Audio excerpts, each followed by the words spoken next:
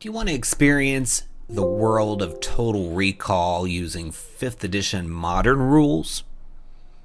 How would you like to discover an expansion to the Genasi race with subclasses, feats, and much more? Do you need an assortment of small creatures to act as pests in your campaign? Well, if you are interested in any of that, or you have any of those needs, we've got you covered this week with all the books that have released, so stay tuned to find out all about those, and let's get started.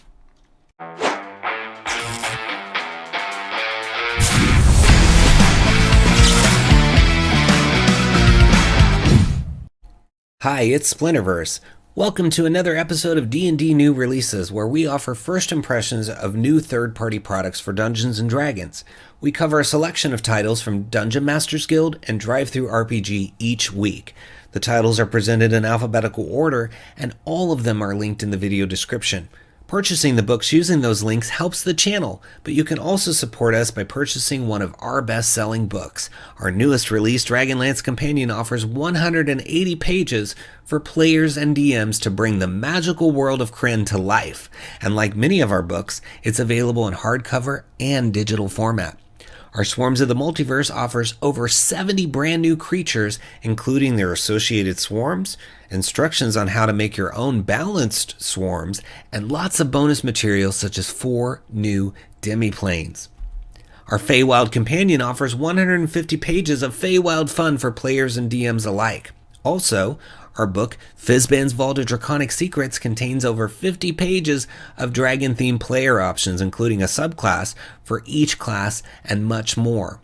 We've got lineages suitable for any setting, as well as optional lineage rules in our Van Richten's Librum of Lineages. With our Potions Unlocked book, we have over 100 pages of material to take potions to the next level in your game.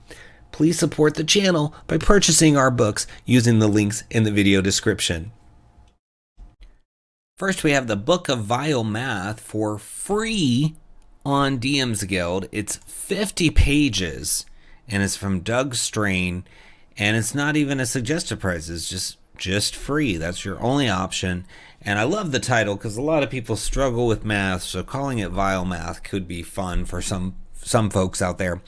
It says this nefarious tome contains puzzles, traps, and tricks mercilessly harvested from the darkest corners of mathematical hell. Brace yourself, for this knowledge is far too powerful for any mere dungeon master to possess.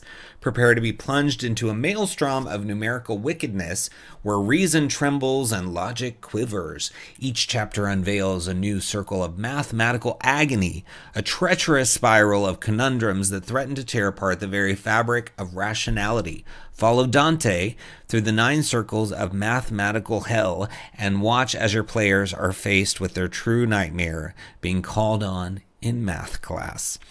So you get 9 chapters of puzzles with influences from combinatorics, geometry, logic, physics, and computer science, all designed to fit seamlessly into a dungeon or adventure.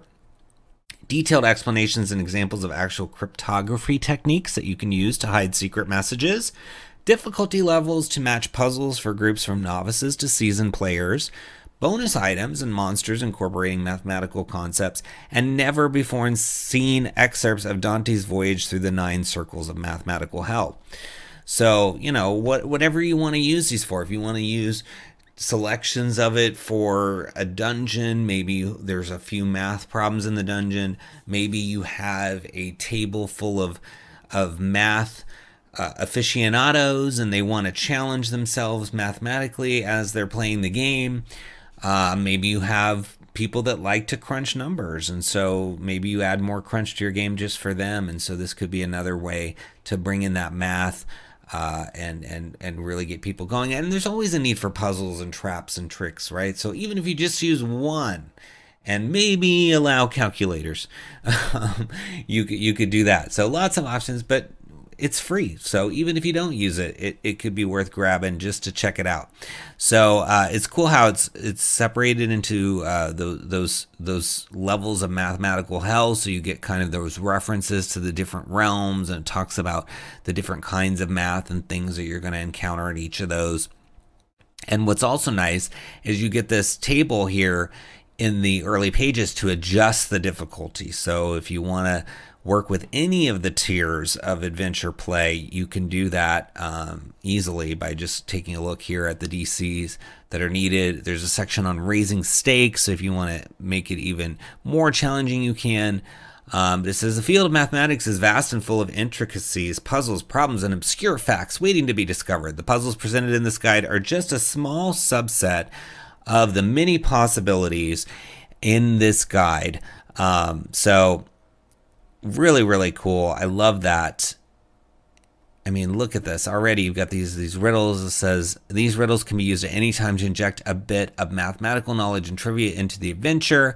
They can be asked by a wizard, monk, or even a magical disembodied voice in order for the party to prove their worth. So that's so true. Like you could get passage through a bridge or a gate or something, you know, to just really resolve how you're going to get across this gap in where you are and where you want to be, right? So they have, it says the base of binary, the first of my kind, another even prime you will not find. So that sounds like a riddle, right? And then the answer is 2, the only number both even and prime. So again, math aficionados might know some of these already. This could be even just fun stuff to do if you're taking some students to a math competition and you need something to do in between while waiting. You could tease them with some of these riddles. So there's so many uses for this, especially when it's free. Another one is subtract 1 from a prime power of 2. I am the smallest one, not prime myself. And then it gives the answer for that. I'll let you read that on your own. But so cool to see even just little riddles like that. Now we have, it says, welcome to the realm of Morpheus, the demon lord of numbers who reigns over the second circle of hell. Morpheus is the master of numerical sequences and mathematical puzzles and uses his love of math to ensnare bold and brash adventurers who dare cross his path. His followers are equally adept at using numbers to their advantage. They revel in coding keys to cryptic puzzles, using numerical schemes to create intricate mazes that only the most astute can solve. For them, numbers are also a way to keep their secrets, rituals, and maps hidden from prying eyes. And so then you've got the magical path. Its difficulty is medium. It says in this puzzle, the players must cross a room with a floor covered by number tiles. This works well for any dungeon or trapped mansion. And then the flavor text they give you, in addition to all the math and riddles, it says the air in this rectangular room is chilly and still, and the faint scent of damp stone fills your nostrils. The room is dimly lit by flickering torches mounted on the walls, casting long shadows across the floor. Beyond the entryway, the entire floor is covered in a grid of numbered tiles. Each row has tiles with every digit from 0 to 9 arranged in a seemingly random pattern. The tiles themselves are made of rough brown stone without variations in texture or color. A piece of parchment is tacked to the wall near the entryway. So you get that kind of introduction to the puzzle area and then more information to actually go through the puzzle itself, including solutions, alternatives, and more info on math, right? So you can learn about math itself.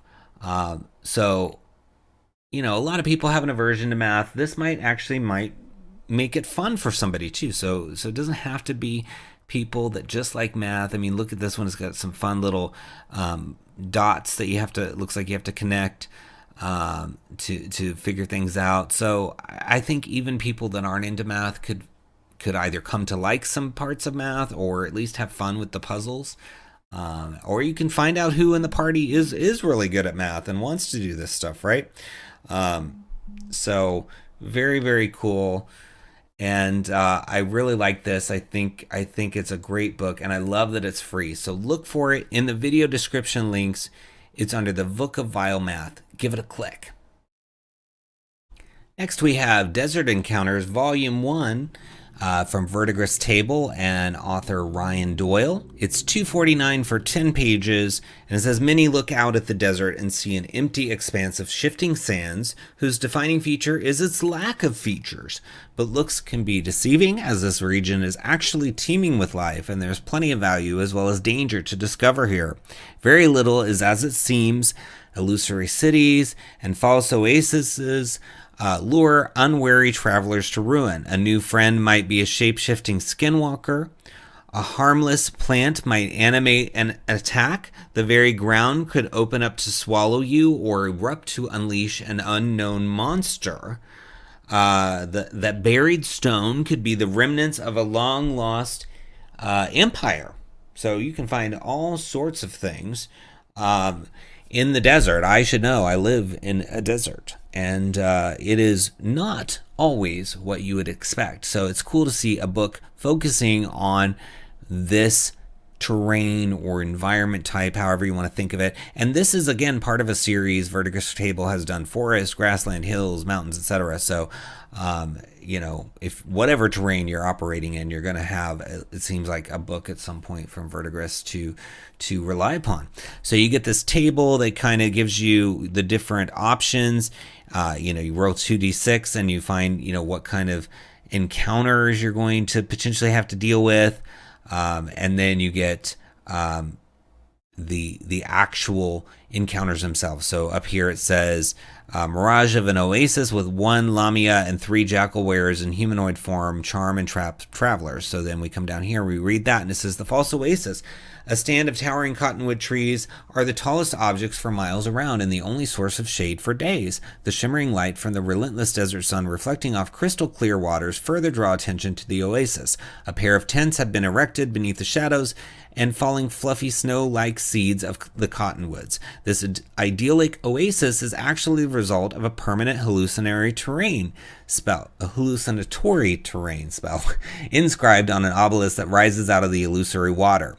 The trees are also a ruse. Travelers will find no respite from the sun and nothing to ease their thirst here. The tents are real, however, and house a Lamia and a trio of jackal wearers who await desperate travelers lured in by the false oasis.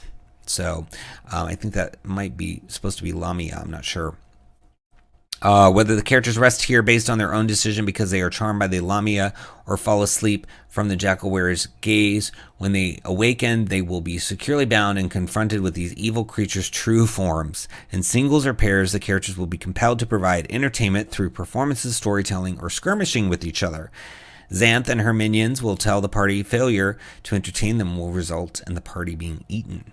So that's pretty cool. It says, deceiving, charming, capturing, and humiliating others, especially capable others in the party, brings great joy and satisfaction to Xanth, the Lamia, and her jackal wearer minions. They will prolong their control of the party as long as they can, but ultimately may decide using a geese to compel them to attempt to defeat or drive off Sir Razakul, the young blue dragon, is the best and most entertaining use of their prizes. So you get some character development here with it too. You got some other, here's a whole Sir Razakul blue dragon encounter. Then you got a hazards encounter and some roleplay prompts on another one. So one of the hazards is the towering spires of an illusory city appear on the horizon, beckoning travelers deeper into the desert where there is nothing marked on any maps. If the party heads toward the city, they never reach it, but risk getting lost and encounter 2 more entries on this table. So yeah, lots of stuff to experience. Some arid encounters, some caravans with, it looks like 3 different options for that. Signs and portents with 4 options. Calderon, the brass dragon, the oasis itself, and even a section called Secrets of the Desert. So I like this. I think, it's going to prompt you for ideas to build your whole adventure around. These are always, the Vertigus table encounters are always so creative and interesting and different. And I love that they're themed around that environment. So it makes it really easy to have something for anywhere that you go, which is really important, especially if you're doing like a hex crawl or you want to go outside the norm and go to maybe a desert instead of usual forest.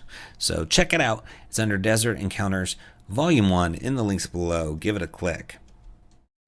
Next, we have Dungeon Backdrops, Shattered Halls of the Undying Oracles. I love that name. That's such a cool sounding location. And it's from Raging Swan Press, author Creighton Broadhurst, $3.75 for 15 pages. It says, for centuries, the adherents of a strange cult have harvested the skulls of learned folk and interred them in the so-called halls of the Undying Oracles. Thus, their knowledge is safeguarded for future generations. Now, an earthquake has severely damaged the halls. Was it a natural supernatural event, divine punishment for the cult's blasphemous works, or is something more sinister going on? This dungeon backdrop is designed to be easily inserted into almost any fantasy campaign. And, this series, you're busy, you want to create your own modules, but you just don't have the time and you don't want to use the commercial ones. So you want to make it your own. And that's what this series is about.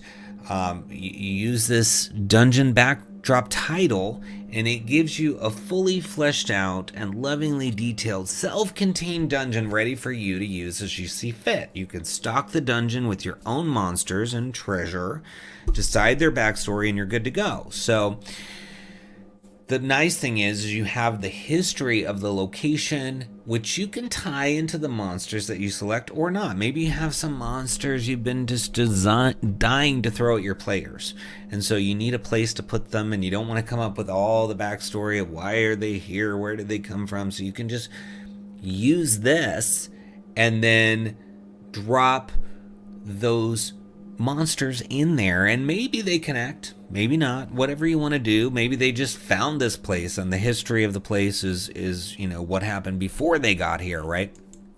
So this talks about how you can use it. You can use it with they have a setting called Duchy or I don't know how you say it, Duchy of Ashlar. However, the dungeon is relatively self-contained and with minimal effort can be easily modified to fit any setting. And then the various location descriptions provided here on only describe the basic appearance of the dungeon's rooms, chambers, and corridors. They do not include descriptions of any monsters there, so that you can, again, make it your own. And it talks about like the intro. So this is an extreme sect of Morden, the Archmage, believes that a person's most valuable possessions, their knowledge and magic, lie in their mind. They view it as their sacred duty to preserve such knowledge. Thus, centuries ago, they established the halls of the Undying Oracles, a holy repository of knowledge that could live on past death. The sect's adherents are not necromancers, but rather fanatical devotees of knowledge. Members of the sect travel far and wide collecting the skulls worthy of internment within the halls. Other members of the sect travel to the halls when they have need of the Oracle's knowledge and use the Star Crown of the Dead to learn that which they need to know. A month ago, a terrible earthquake struck the area around the hall, seriously damaging the dungeon complex. So you could tie, it says, was the earthquake natural? So you could tie in the monster's appearance to the earthquake. Maybe they were hiding under some part of the ground, and this earthquake caused sort of a crevice or an opening that they could crawl through, and now they're in here, or maybe one of the skulls was magical and it unleashed things when it tipped over and fell out, whatever, right? You can come up with your own sort of little bits and pieces of this. But the beauty of this series is that it's just little bits of things so that you can weave in your own other stuff and you don't feel like you're having to erase something that's in an official module. You're just kind of working it out and collaborating with the author of this piece. So it talks about the adventurers and how they can get there. There could be a sign. There could be help me. The characters encounter someone called Nilo Cora at the ruined church of the Archmage. The wizard is desperate for the adventurers to climb up to the halls to ascertain the condition of the complex and its honored dead. You could be in search of knowledge. Maybe there's some really important knowledge you need to get out of there. And then there's even a rumors table and a whole section on Morden, who is a god of magic and knowledge. So if you want to even go so far as to include the deity from this book, you can. Got a surrounding locality, Church of the Archmage, reaching the halls, and then some wilderness dressing tables, so you can roll for that. And here's the church. Some of the notable locations, like the Broken Stair. It says hewn steps once ascended the cliffs to the halls of the Undying Oracles. The recent earthquake destroyed many of the steps, rendering the halls all but inaccessible without magic or climbing equipment. So again, it's going to be a whole ordeal, it sounds like, to even get in there. But there's a place called Hall of Divination where they host a shrine to the School of Divination. Hall of Knowledge, here in the holy place, those come to consult the Undying Oracles, first venerate Morden. So yeah, maybe you have to make an offering to Morden or whatever god you want. There's almost always a god of knowledge, right? So you could supplant Morden with that if you want to. You get some dungeon dressing tables, things to find. And these tables are awesome because even if you don't use them all here for this, whatever you weave this into, you could use them for some other adventure. You know, things to find is always helpful. One of the things is an old moldy pouch that lies under a slight overhang. It contains 5 GP and a small pearl worth 50 gold pieces. So very cool. Here's the map with some numbers. I like all these little rooms that spin off of it, and it looks like something got broken maybe from the earthquake. And there's an area for notes here. The broken stair, it goes into details of that. The Hall of Divination, Hall of Knowledge. So let's read about the Hall of Divination. This chamber hosts a shrine to the School of Divination. A deep shrine niche pierces the opposite wall. A single glimmering star sigil intertwined with another symbol decorates the niche's back wall. This chamber hosts a shrine dedicated to the Divination School of Magic. The shrine is emblazoned with a single star daubed in glimmering silver paint. The pigment is enchanted to resist time's onslaught and remains undimmed. This magical sigil for divination appears under the star. The shrine radiates strong divination magic, and a character praying before the divination shrine for 1 hour gains the effect of an augury spell cast by a 10th level cleric. So, doesn't say anything about any monsters or any treasure in that Hall of Divination. So you could put a ghost in there. You could put some creature that might have crawled in from the depths, maybe an Underdark style creature. You could put some treasure hidden in there, maybe behind the shrine, whatever, right? That's the beauty of this, is you've got that flavor text, which is what the characters would see anyway, unless it's obvious that there's a giant creature sitting there. And then you've got the opportunity to work in your treasure. Maybe you have items that you've just been wanting to place somewhere. So I really, really like this series. I think it's super helpful, and all of the stuff, like here we're looking at some NPCs, is usable outside of this. Whether you use it in here or not, you can roll on these dressing tables. You can roll on these rumor tables. You can plug and play pieces from here into other things. And most of it, even though this is the 5e one, most of it is agnostic enough that you can use in other, editions of the game as well. So very, very cool. Good price, $3.75 for this. Look for it under Dungeon Backdrop, Shattered Halls of the Undying Oracles in the links below, and give it a click. Next we have Heirs to Elemental Power from Wyatt Troll and Core Artificer, $9.95 for 85 pages in PDF, and then you can also get a standard color for $14.95 or both for $19.95. And it says, inspired by the legendary cartoon series, I'm guessing maybe Avatar, involving elemental magic, Heirs to Elemental Power is a Genasi overhaul featuring new Genasi ancestries from the classical 4 elements to mixed Genasi. So you get Frost, Cinder, Magma, and more. And even Genasi soaked in the energies of the positive and negative planes, for a total of 16 vibrant and exciting sub-ancestries. And then you get, it says the core 4 Genasi elements feature a new and improved way to tap into their elemental heritage. Each Genasi gains a cantrip and once per long rest ability to cast one of the 5 spells befitting their heritage. With this increased versatility, a Genasi can harness their element for a situation at hand rather than suffer the rigidity of traditional ancestral spellcasting. And then they've got new avenues to Genasidom, be it through the typical genie heritage or exposure to elemental rifts. With multiple tables to roll on, you can craft your own unique backstory. And then there's some class options, a new option for the Barbarian's Path of the Storm Herald, for those that want to raise mountains, plus 4 new monastic traditions, each one devoted to a classic element. So the Ceaseless Sky, Stalwart Earth, Inner Inferno, or an Ending River. Then you've got some ancestral feats, 23 new ones for Genasi. Lore, so stock your world with entire Genasi tribes and kingdoms. A bestiary, 38 new NPCs, presumably from these backgrounds and races and things that are in the book. Magic items, so just as you might find a belt of Dwarven kind or a pair of boots of Elven kind, so too can you add Genasi forged arcana like gauntlets of Earth Genasi kind and the dowsing rod of Grumbar.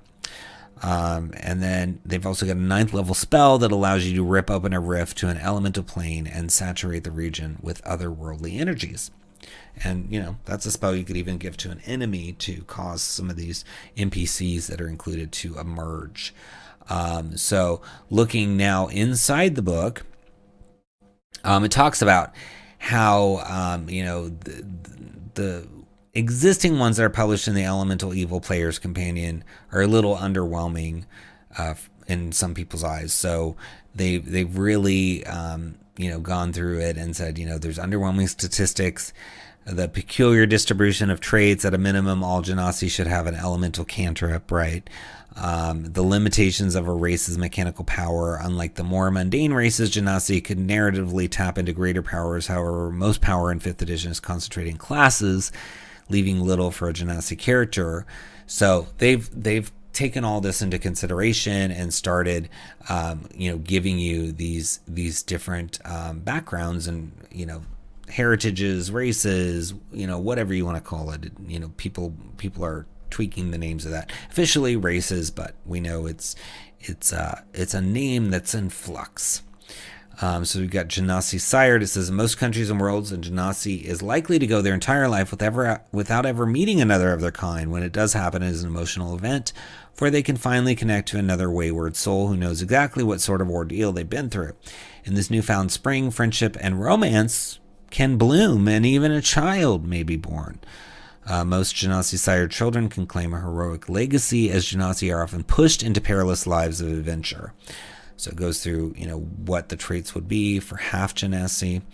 And then here you get the traits. So we'll look at one of these in a minute, but it's cool that there's so many different ones. I love the look of this Ash Genasi here. This is a pretty cool picture. It says the quasi-elemental plane of ash lies between the planes of fire and negative energy, an expanse of sooty flakes and little else where normal breathing is impossible. Ash Genasi tend to have a range of gray tints to their skin, and ash floats from their mouths as they breathe or speak. So you get intelligence score increase of 1. You do not need to breathe while you are on the plane of ash. Whenever you deal fire damage, you can deal additional necrotic damage to one creature affected by the spell equal to your con mod. The firebolt cantrip, starting at 3rd level, you can use inflict wounds once per long rest without expending a spell slot. Once you reach 5th level, you can also cast flame blade once per long rest, and you don't have to have material components. And it says you have resistance to fire damage. So fun stuff, right? And that makes sense. Most of those, fit perfectly with the plane of ash. You would have some connections to fire and be able to breathe while you're there, etc. So that makes sense. But that's just one. There's the Cinder Genasi, the Broom Genasi, a ton of them for you to check out. So I hope you look for Heirs to Elemental Power in the links below and give it a click. Next, we have Little Pests. 10 new 5th edition monsters that look adorable on this cover. They're from Craven's Creep. I always say that. Craven's Keep. Sorry about that. $1.99 and 16 pages for this. So really great price to get 10 new monsters.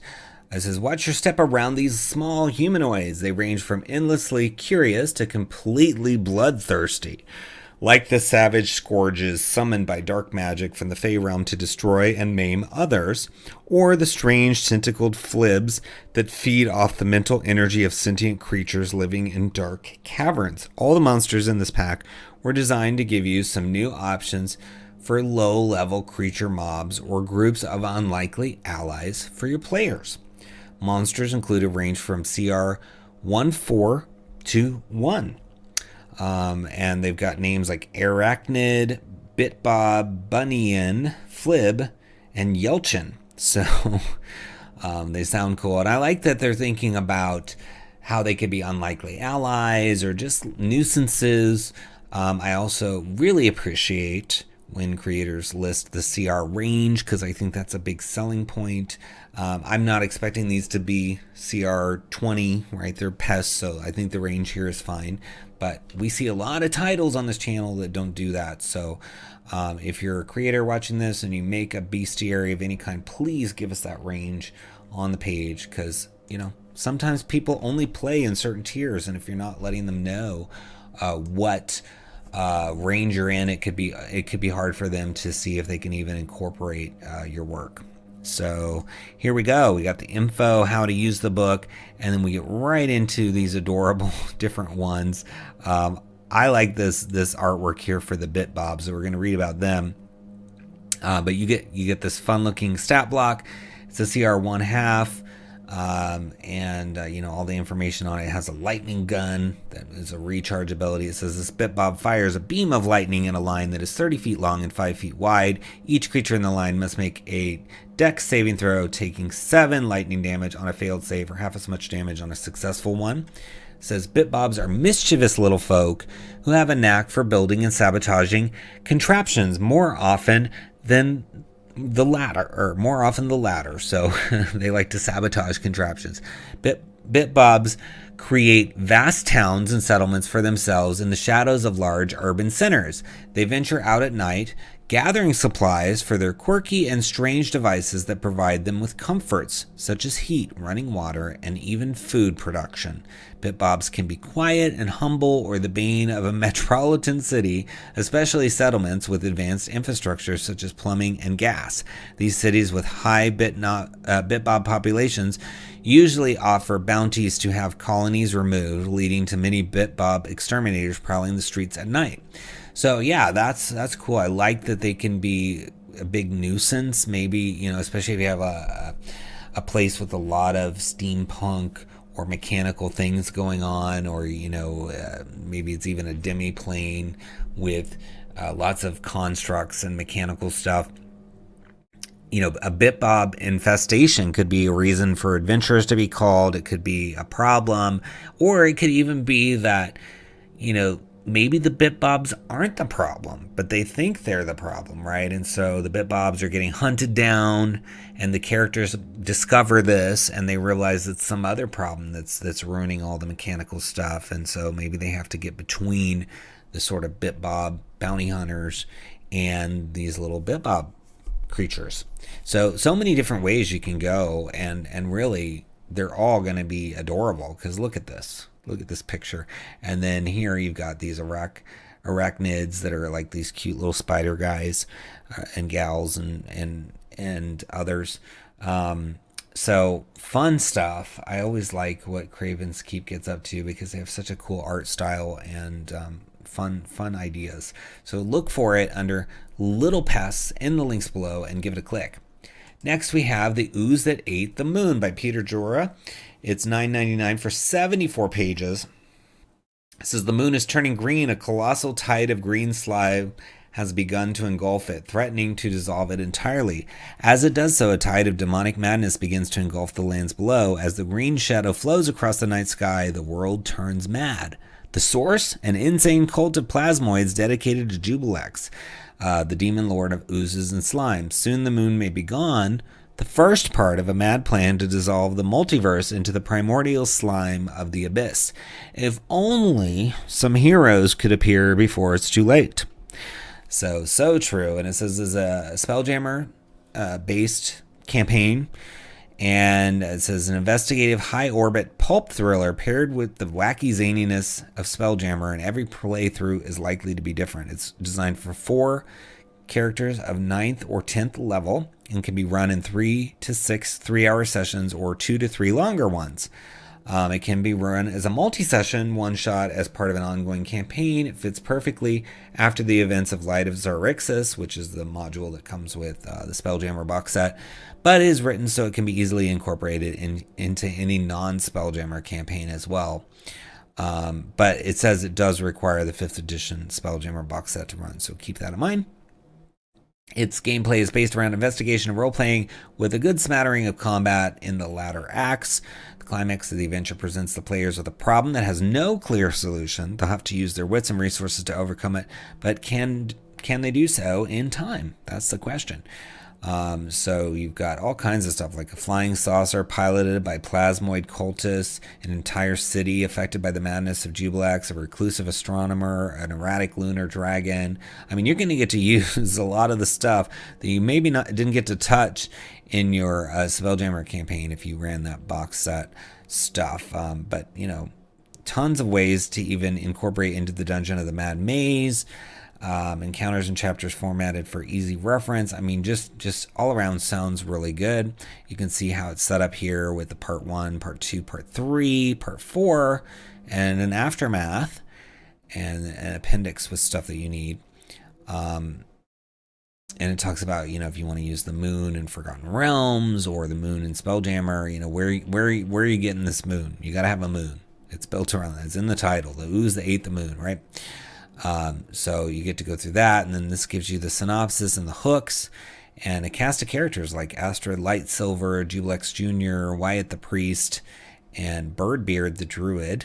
So lots of fun.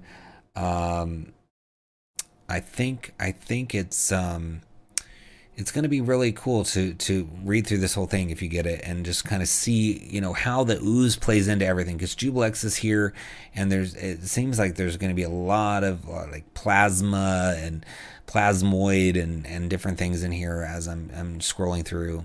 I mean, even look at this art here with this sort of weird oozy kind of character. And then you got the part 1. So we'll read some of the flavor text here for you to see what it's all about. It says, Green Moon Rising. The adventure begins with the characters in a town or city. This can be either the Rock of Brawl, if continuing an existing Spelljammer campaign, or in any city of your choice in another campaign world. It commences with the night falling, or with what passes as the day-night cycle in the Rock of Brawl, with the characters themselves in the main nightlife district. As business hours end, the hustle and bustle of the city's nightlife begins. Restaurants fill with patrons, and hawkers try to attract people to the numerous taverns. Street vendors sell evening snacks under freshly lit lanterns, while their thuggish bodyguards watch for thieves. It would be the typical evening in the city were it not for one thing. For several days now, a curious cosmic phenomenon has been unfolding. The moon has started turning green. What began almost a week ago as a green blot has slowly been spreading across the moon's surface. Tonight, only a quarter of the moon remains gleaming white, casting the city in a sickly emerald light. Amongst the usual after-hours activities, you notice more than a few of the city folk glancing or staring up. The strange sight is all anyone has been able to talk about. So, that alone already, I mean, without even reading any further, you can say, what does the populace think is going on? What are some of the other possibilities? What are some of the rumors? Is it a god involved? Is it a magical experiment gone wrong? There could be some sort of red herrings as well for this. It says talking to the city folk. Yeah, so it's got that right here. It lists some of the things that they think about it. There's some crazy conspiracy theories, nightlife events. You've even got bad street food. It says this is a possible encounter if the characters have been directed to a street vendor. A loud argument begins taking place not too far from where you are standing. A human woman in fine evening clothes is yelling at a street food vendor, quite obviously several social classes lower than her. She appears to be chastising the vendor over the quality of his food, while her half-elf consort and the vendor's half-elf bodyguard keep their eyes locked on each other. That the gruel in the street vendor's cauldron admittedly doesn't look too appetizing, and maybe it comes to life, because we're seeing this image here of a cauldron with something coming out of it. So that could be another encounter, as it says here. This is going to be fun. I think oozes are underrepresented. You get a gelatinous cube here and there, but having a whole campaign built around them, tying into Spelljammer if you wanted to, and the moon. The moon also gets neglected a lot. So I'm really liking everything I'm seeing. I'm just kind of scrolling to give you an idea, and you get to see 30 of the 74 pages, so you can really read through this, see if you're liking what you're reading, and then purchase it for $9.99. And I think that's a reasonable price for this many pages. And the fun artwork looks good too. So check it out under the Ooze that ate the moon in the links below, and give it a click. Next, we have Pirates and Artifacts, ships and artifacts for use with fantasy role-playing games. So this is system neutral.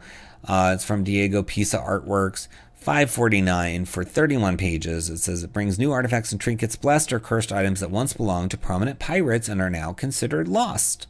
So you got the artifacts list up here, the ship types, background, and you can see how they go into each of these. Diego Pisa always does such beautiful stuff. The artwork always is top notch, And this is a writer artist. So you're really getting their full vision on display here.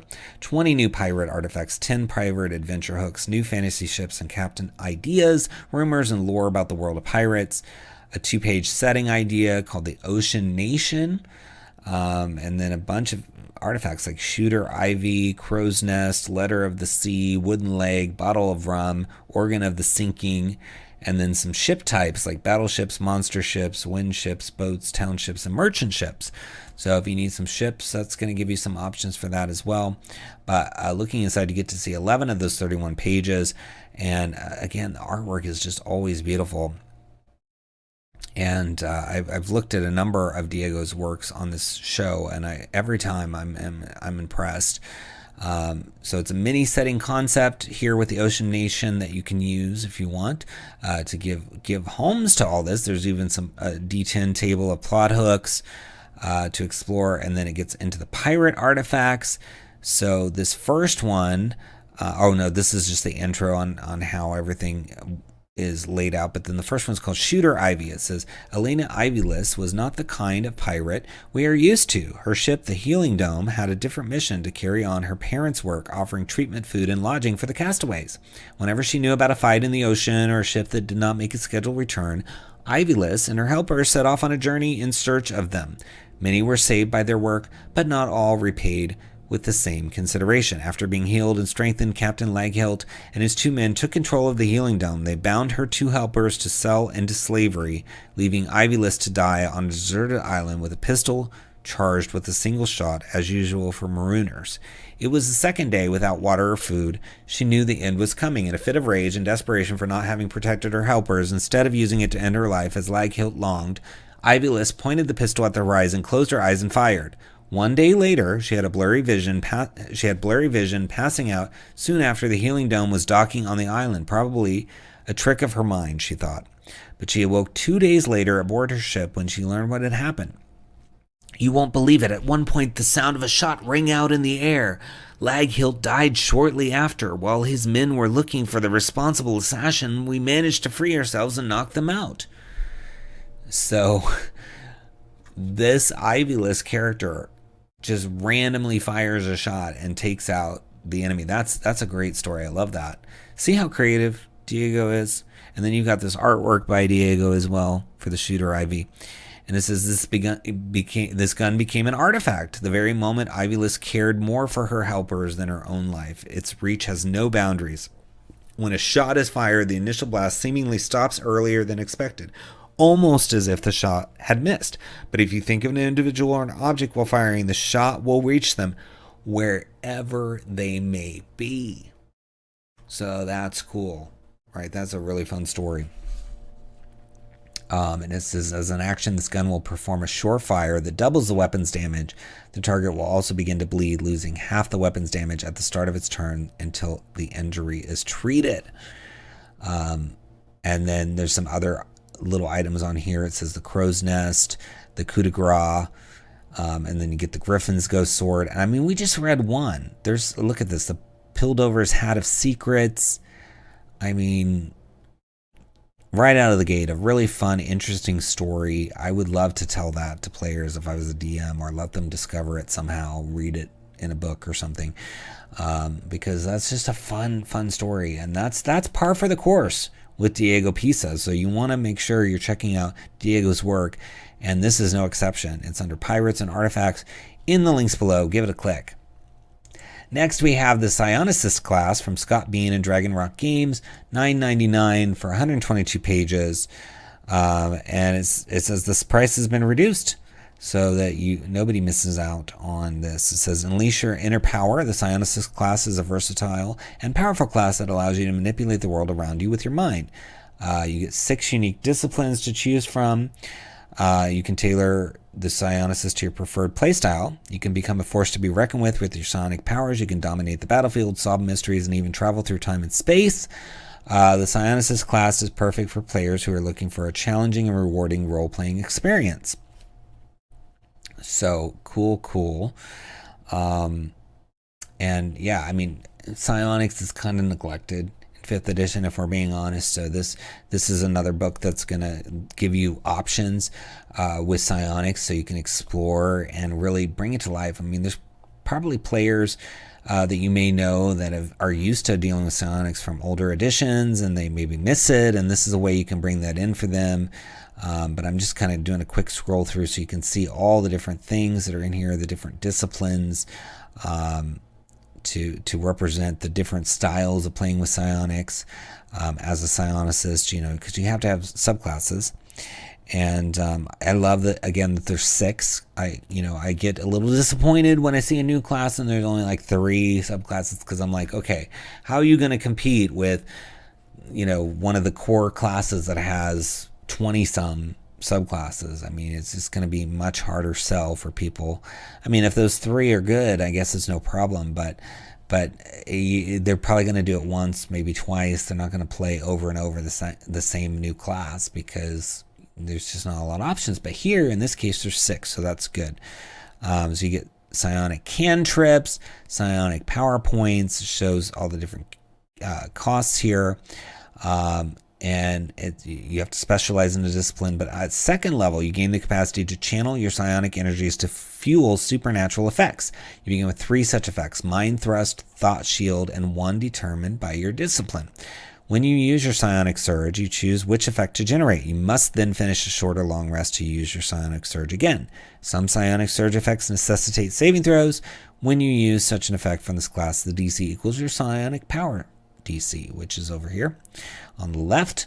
And starting at 6th level, you can use your psionic surge twice between rests, and at 18th, you can use it 3 times. So some nice scaling there. So the Mind Thrust one is beginning at 2nd level. You can harness your psionic surge to wield the formidable power of your mind. When the psionicist deals psychic damage to a creature, they can use psionic surge to inflict extra psychic damage, which is 5 plus your level. Another one is Thought Shield. You can protect your mind from psychic attacks. As a reaction, when you take psychic damage, you can use your reaction to activate psionic surge and gain resistance to the damage. So I'm not sure how long it lasts, but you would get some resistance there to the damage, maybe until your next long rest. I'm not sure, because you can only, in the early stages, you can only use it once. You got Intellect Fortress, Tower of Iron Will, and then all the disciplines. So one is called Clairsentience. The Clairsentience discipline delves into the boundless potential of the mind to perceive the unseen, transcending the limits of ordinary senses. Psionicists who specialize in clairsentience, often known as clairvoyant seers, gain intimate knowledge of their surroundings, able to glean information from the past, present, and even the future.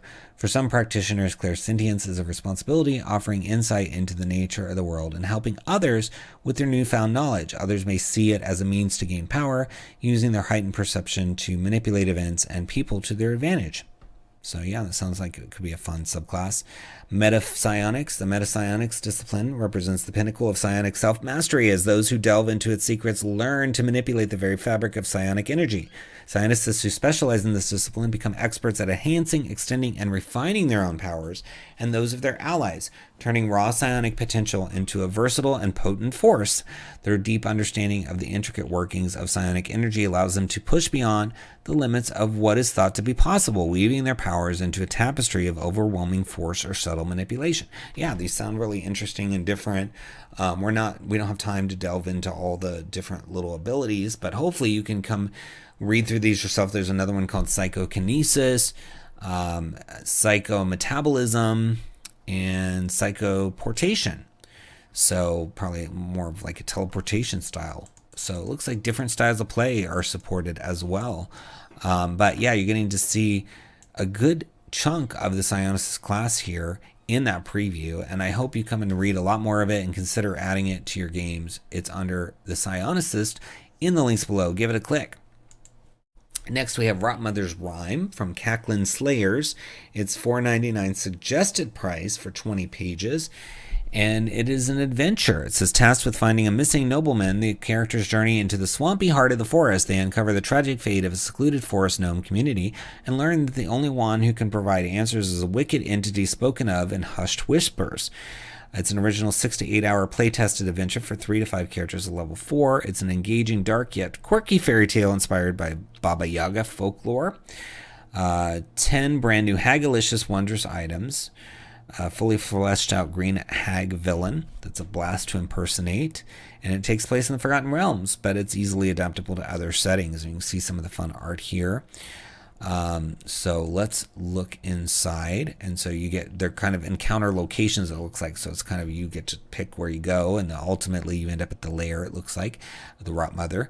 And then you've got the appendix with the Rotmother, the monsters, and magic items. It says the search for a runaway leads the characters to a secluded forest gnome settlement.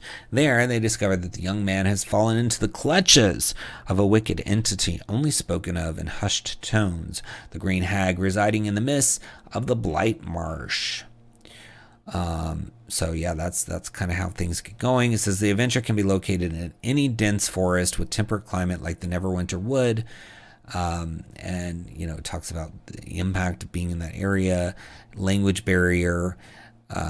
So it's suggesting that you have at least one character proficient in Gnomish to help out.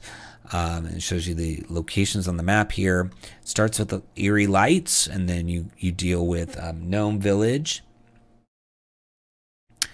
Dimper's Farm, Plum's Household. I mean, fun sounding names for places. But let's read about the Eerie Lights. It says, as you delve deeper into the forest, the day begins to wane, and with the fading of the light, stillness descends upon the world. You start to notice ghostly lights floating and bobbing among the towering trees around you. At night, the gnome village and its surroundings are visited by will-o-wisps from the Blight Marsh. They haunt the region in strings of 1d3+1 orbs. If such a string notices the characters, all but one of the string's orbs turn invisible, while the remaining one attempts to lure the characters into an ambush. The creatures return to the Blight Marsh at sunset. It says, if the characters move on, read the following. A crooked oak looms out of the darkness, warm and inviting light emanating from what seemed to be tiny axe-eye windows, reveals an entrance tucked away between the tree's thick roots. The door opens and a small but long-bearded figure appears. He jumps up and down and flails his arms, beckoning you to come inside. If the characters enter the tree dwelling, the forest gnome locks the front door and offers mushroom tea in miniature cups. Their host speaks common and introduces himself as Sepi Zayax. And then he gives you more information about the settlement of the forest gnomes and the things that are happening there. And then you have a gnome village, as we talked about, with a cool map here for that, and different places you can go in there. And then it looks like later you're going to have to deal with the Rotmother, which is this green hag. So, I mean, this looks really fun, colorful. I like these handmade drawings, like this one here. Is really cool looking with the village. I mean, it's nice to have different art styles. I mean, a lot of the books try to mimic the wizard style, or they just use AI art, or they just use stock art. And so even this is something different. So you can have this sort of cool looking, it's almost psychedelic in a way with the glowing green and orange. I like that. But yeah, this is fun, very creative. It's a pay what you want price, so you can check it out for a lower price and come back and pay more if you end up using it. Definitely, I recommend paying something on pay what you want, support the creators. But I think this is cool. It's going to be fun. Great time for characters of level 4. And dark fairy tales are always cool. So check it out. It's under Rotmother's Rhyme in the links below. Give it a click. All right, now we have Total Recall, a cinematic adventure, which is compatible with the Everyday Heroes system, which is really 5th edition modern, sort of updated with a really cool release they had through Kickstarter, etc. So, it's going to, if you play 5th edition, it's going to be very familiar to you. You probably do need the Everyday Heroes book to get it going, but what's beautiful about that series, Everyday Heroes, is that they've got a bunch of licenses. So they're going to have versions for a lot of famous movies and titles and stuff. So you can, once you're playing Everyday Heroes, you can bounce around to different universes that you already know and love. So it's from Evil Genius Games, $19.99 for the PDF, but you can get that softcover for just a little bit more, $24.99, or both for that price, which is great. And it is 128 pages. Chris Ramsley, Michael Bramvik, and Ivis K. Flanagan are the authors. And it says, a blue sky on Mars. It's been less than 24 hours since the eruption at the Pyramid Mines. Cohagen is dead. Kuatu is dead. Douglas, Quaid, and Melina are missing. With the federal colony racked by violence, only a few surviving leaders of the Mars resistance remain to fight against being crushed beneath the government's oppressive and mutant-hating boots once more. As the most experienced mercenaries on the planet, you and your comrades have made good money taking jobs from the resistance in the past. Now they come calling again, this time with planetary consequences as even more alien tech starts to come online. Triggered by hidden psychic operatives, or will you consider a government payday instead and maintain the status quo? Resistance or government? Those are your choices. At the end of the day, somebody's going to pay. But it's a cinematic adventure for use with everyday heroes. And, it's officially licensed and set in the world of Total Recall. So that's cool. And I know there's going to be some other settings from Evil Genius and Everyday Heroes, so I love that. So looking inside, you can see it talks about the movie and the world, so you get kind of an understanding of what's what, and then the options like the backgrounds, the professions, the classes, and mutations, feats, and then some new rules for dealing with atmosphere and gravity. Some game master advice. You might even be able to adapt some of these pieces to Spelljammer.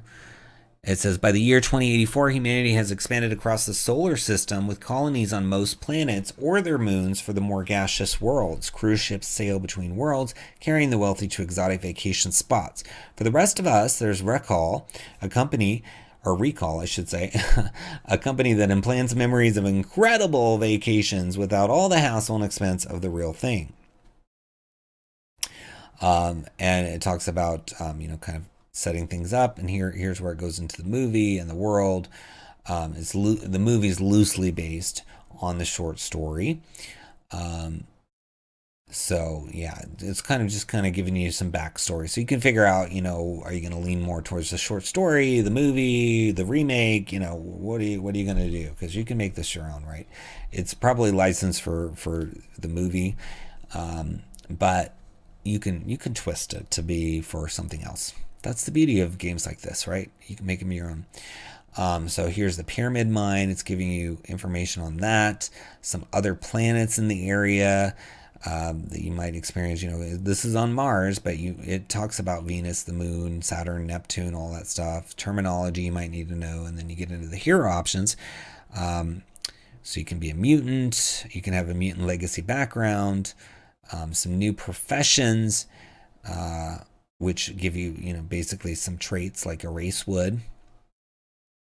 So fun stuff. Let's go back up here and read a little bit about the pyramid mine. So it says, dug within a pyramid-like formation containing a large deposit of turbinium, the pyramid mine includes miles of winding tunnels, dig sites, and staging areas.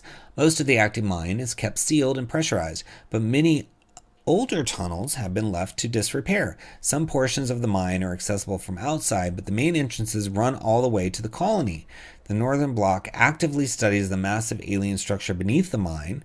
Once activated, the technology starts producing a breathable atmosphere for Mars. That said, unless other alien devices can create a magnetic field to contain the atmosphere, it constantly dissipates into space. Vacation destinations. In addition to the colony, Mars is home to a few resorts that cater to tourists. The company Sinai Planum Excursions operates the resorts of Mars as of 2084. These resorts feature private tours on luxury yachts, in addition to 5-star hotel experiences, and each features its own small spaceport. So it gives you some of those, including Olympus Mons, Periton Crater Resort, etc. And then it talks about other colonies and mines, and then mutants. Due to poorly shielded domes, lack of air filtration, and lack of regulation in the turbinium mines, the people of Mars are exposed to large amounts of radiation. This usually results in health issues, but it also has given rise to a large population of mutants whose DNA has been altered by this radiation exposure. While mutation isn't unique to Mars, the mutations there are dramatic, with mutation more common than radiation poisoning. Some believe that there's something unique to the radiation on Mars. Others think that radiation isn't the source and it's all part of a government experiment. Still, others believe the hidden Martian technology is caused. So that's 3 different reasons. And so you can play with that. You can have, NPCs debating it, your characters believing one way or the other. And it can be a point of contention or even a mystery to solve. Maybe you're going to have the characters, after this adventure, because there is an adventure here, go on to figure out what is truly behind all this. Or you can make up your own thing. I mean, I think this adventure is going to be really cool because everything I've seen from the Everyday Heroes is really fun. But like I said, why not make up your own thing to expand beyond this? I mean, this is meant to give you that introduction, that taste, that foundation to play in the Total Recall universe. But then once you've done that, once you've played through this, the rest is up to you. It might be a while before you get the next Total Recall release. So I really think it's cool that it's setting you up to be able to do that. And you can see here on the cover, I think one of the mutants as well. So cool, fun. I love the movie. Love Philip K. Dick stuff, so it's great to see that this is now available for 5th edition. So check it out. It's under Total Recall in the links below. Give it a click. All right, now we've reached the part of the program where we just do some shout outs to some additional releases that came out this week that we don't have time to take a deep dive into, but they're all linked below so you can check them out on your own. First up, we have Arcane Knight, which is a class for 5th edition. It's by Rob Waller, Spirit of Envy, and it's $4.99 for 14 pages. Then we've got the Brain Eaters by Jackson Cato. It's $1.95. It's an adventure for level 12, and it also includes some items. It's 7 pages. Then we've got the Chronicles of Ares, Wilderkind, $6.99 for 65 pages from Dueling Dragon Adventures, and it's for Castles and Crusades, or OSR. It includes races and subclasses, and some of the races are for fun anthropomorphic characters like these. Then we've got Deck of Many Foes from John Paget, $9.95 for monsters in here, which are 39 pages worth, 52 unique opponents for you to discover. Then we've got Doom of Yithrin from Mark Singer, $2.95 for 19 pages. And this is a lot of prep and reference for Icewind Dale, Rime of the Frost Maiden. Then we've got 5E Magazine, issue number 3, or the June 2023 edition. It's from Laidback DM with a suggested price of $0 for 70 pages. So that's a lot of pages with a lot of good stuff in it. Lots of reference material, so no reason not to grab that one. Then we've got Forged in Shadows. It's from Mystic Dragon Games. And this is an adventure level 0, and it says it's system neutral, so you can use it for Dungeons & Dragons, Pathfinder, or whatever, but it's a level 0, meaning you sort of create your character as part of this. So check that out. The price is $15. Then we've got Gribble's Bizarre Bazaar, and it's from Jackson Cato, $3.95 for 10 pages, and this is filled with items for you for 5th edition. Then we've got the Level Up Gate Pass Gazette issue 13, which is the magazine to support Ian Publishing's Level Up or Advanced 5th edition. It is $5 for the PDF on sale, but there's also a standard color book for $14.99, or you can get both for that same price, 24 pages. And Level Up Advanced 5th Edition is backwards compatible with 5th Edition, so no problems there, but lots of fun articles for you. Then we've got Monster Hunter's Weapon Oils from Jenny Hitiko, $3 for 10 pages, and it's for 5th Edition. It's a bunch of item enhancements, so those could be really fun for you. Then we've got Sasaya's Tomb, $2.95 by John Paget, 13 pages. It's an adventure that's scalable for levels 1 to 12. Then we've got Spellcrafting, a spell creation system by Yellowbite Studios, $4.95 for 20 pages. And it's got optional rules for spell creation as well as some reference materials. And then finally we have Untold Subclasses Poisoner by Keith Hiscox. It's $1.95 for 8 pages, and you get a rogue subclass as well as an NPC for that new subclass called the Poisoner, and then some notes on balancing the class as well. And that's, as I said, $1.95, so great price on that. Well, that's our list for this week. Please subscribe to the channel, like the video, and leave us a comment for the algorithm. I will respond to all comments personally. Be sure to click the links in the video description to help out all these creators and support their work.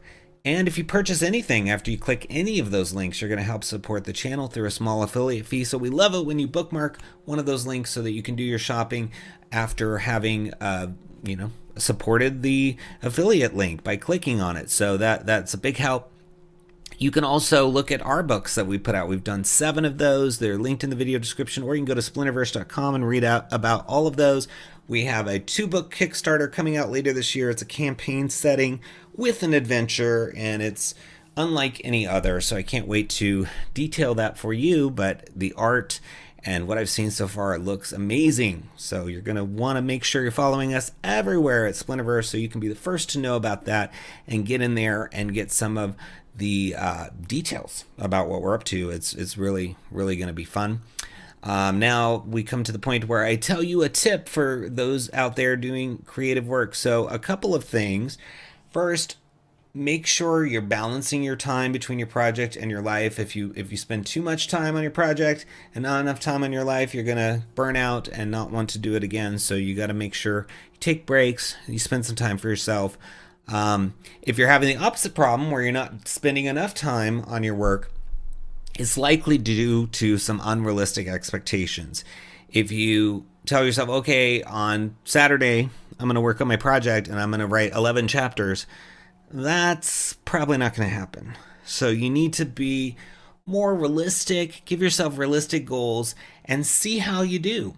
And you can always tweak those. So maybe your goal is to write a chapter, or to write 10 spells, or to write 2 subclasses, or to write a subclass and edit a subclass, whatever it is. Make it reasonable and then grow from that. I find that when I do that, I tend to exceed my goals, and it gets me happy because I go, oh, I was supposed to do X number of spells and I did Y number of spells, which is 3 more than I was supposed to do, or whatever, right? And so it'll kind of feed itself. And also throughout the week, you can say on Saturday, hey, I'm going to do 10 spells or whatever it is. And so you can kind of get your mind wrapped around that. And if you schedule it and maybe do it first with something fun planned afterwards as like a reward, you can kind of motivate yourself, get yourself into a habit, into a routine. I once heard that it takes about a week to make a habit, or 2 weeks to make a habit, 1 week to break it. So you want to try to be consistent, again, making time for yourself as well. But really think of what's a bite-sized chunk of something that I could do on this project, rather than I'm going to climb the entire mountain. Maybe I'm just going to go to the first bend there in this sort of hiking trail, or maybe I'm just going to walk the perimeter and kind of get a feel for it this one, and then the next one I'm going to go up to the next level, and then I'm going to go to the next level, right? And just really break it out so that you're not suffering and failing and then beating yourself up, because that just is a downward spiral. And we want you to finish your project so you can be happy, excited, share your gifts with the world, all that good stuff. So try it, see how it works, and let me know if you try any of the tips I'm sharing and how it's impacted you. I always love hearing feedback. So again, thanks so much for watching, whether you're a creator, somebody who just likes watching this or uses my voice to fall asleep, whatever reason you're watching, I'm grateful for you, and I'm glad you've joined me on the journey. So until next time, happy adventuring.